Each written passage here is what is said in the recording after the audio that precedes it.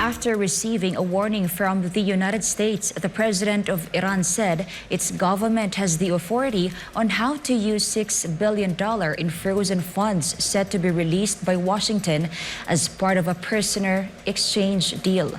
Melchezedek Cadiz reports. Assalamualaikum. The United States issued a blanket waiver for international banks to transfer $6 billion in frozen Iranian funds from South Korea to Qatar without fear of U.S. sanctions amid an ongoing prisoner swap deal between the Iranians and the Americans. Under the deal, the U.S. will release 5 Iranian citizens as well as $6 billion in frozen funds in exchange for the 5 Americans detained in Iran. U.S. Secretary of State Antony Blinken signed a blanket waiver issuing for international banks to transfer $6 billion in frozen Iranian money from South Korea to Qatar without fear of U.S. sanctions.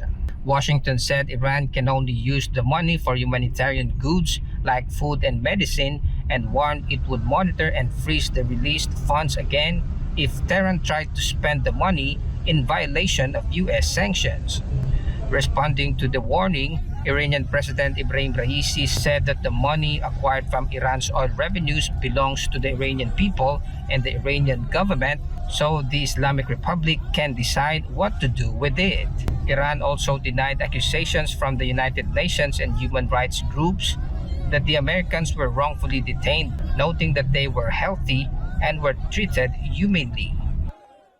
Raisi also urged Kiev to provide the necessary evidence and documents to prove its allegation that Iran is providing Russia with drones being used in the war in Ukraine. Iran previously insisted it had sold drones to Moscow before the start of the war. Barakallahu fikum jami'an, kan hada Melchezedek Cadiz akhbar as-samanay. The United States suffered a surge in its poverty rate last year, and among the reasons were the rising cost of living and the country's government removing federal programs that provided aid to families during the pandemic. Sigrid Castañeda has the details. A new data from the U.S. Census Bureau called the Income, Poverty and Health Insurance Coverage in the United States 2022 revealed Americans' economic challenges. In 2022, a significant 12.4% of the U.S. population lived in poverty, a sharp jump from the 7.8% recorded in 2021. This rise is primarily attributed to skyrocketing inflation, which negated nominal income gains. Median household incomes in the U.S. dropped by 2.3% in 2022, marking the third consecutive year of decline. The poverty threshold for an American family of 4 rose from $31,453 in 2021 to $34,518 in 2022.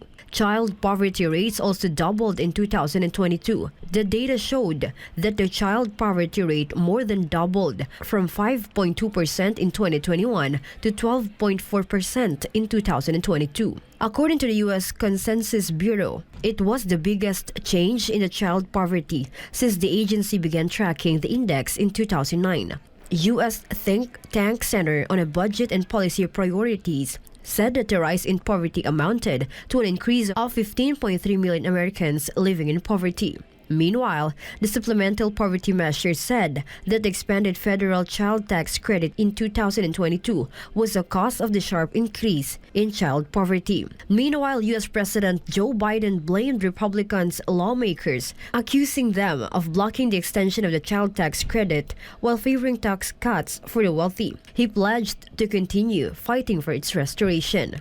Reporting this has been Sigrid Castañeda as the Manay News. Senator Robin Padilla is calling for the withdrawal of the U.S. Navy's presence in the West Philippine Sea. According to him, their military presence may be perceived as overly aggressive by China, which has its Coast Guard patrolling the disputed territory. Kai Villan reports. Sir, sagutin niyo po. Simple lang naman po yung tanong ko, Chairman. Mr. Inaamin po ba natin na hindi natin kaya? Kailangan natin ng US Navy doon, paikot-ikot. Senator Robin Padilla expressed concern over the presence of the U.S. Navy patrolling the West Philippine Sea. Amid escalating tensions between the Philippines and China, Senator Robin Padilla has raised questions about the presence of a U.S. Navy aircraft patrolling the contested territory in the West Philippine Sea. During a Senate hearing in the National Defense Budget, the agency admitted to the presence of Poseidon aircraft from the U.S. Navy. Padilla argued that it would be appropriate to match the Philippine Coast Guard with China's Coast Guard, which also patrols the West Philippine Sea. However, he emphasized that military force should only be deployed during the times of war. The senator warned the tensions between the two countries could worsen if an armed U.S. Navy presence were to confront the Chinese Coast Guard, which is a civilian agency. Buong mundo may Coast Guard. Okay? Sila ang nagpupulis ng dagat. Ang armed forces, andyan yan paggera na. Huwag natin ibahin kasi ano na tayo ang hirap naman natin na para naman tayong yan hindi naman kayo ang re-respond. Nangyari na po yan sa Scarborough Show sa panahon ng administrasyon dati. Alam naman po natin yung nangyari dyan. Nung naglabas kayo ng gray ship, naglabas na rin ng gray ship ang China, kaya nga nagkaroon ng standoff dyan To recall, in recent days, a successful resupply mission was conducted for the BRP Sierra Madre, stationed in the West Philippine Sea. The U.S. presence was there at the time, but Department of National Defense Undersecretary Ignacio Madriaga emphasized that the country has the capacity to carry out resupply missions without the assistance of the United States. Yung presensya po ng Amerikano doon is tulong lang po yun sa maritime domain awareness at parang may eye in the sky na nanonood ng buong pangyayari. Sir, wala po tayong inaamin at hindi po tayo aamin na hindi natin kaya ang trabaho. Medyo kaya may Amerikano o sinong ibang bansa po, kaya po ng Philippine Navy, kaya ng Philippine Coast Guard po yan. Hindi po tayo susuko dyan. Senator Padilla's concerns are supported by Senator Ronald Bato de la Rosa. Senator Bato insisted that the patrol operations conducted by the Philippines, including the U.S. Navy in the West Philippine Sea, should not be given any other interpretation that could be seen as aggressive by China. Alam natin, it is a universally accepted concept na yung Coast Guard talaga is not part of the military. Kasi mahirap kung magbigay tayo ng gray area for them to misinterpret, overinterpret, or underinterpret. Baka mamaya, dyan magsimula yung problema natin. Kaya ang gusto ko lamang pong idiin, okay, kaibigan natin ng nandyan sila, maraming salamat, pero wag naman po tayo ibala.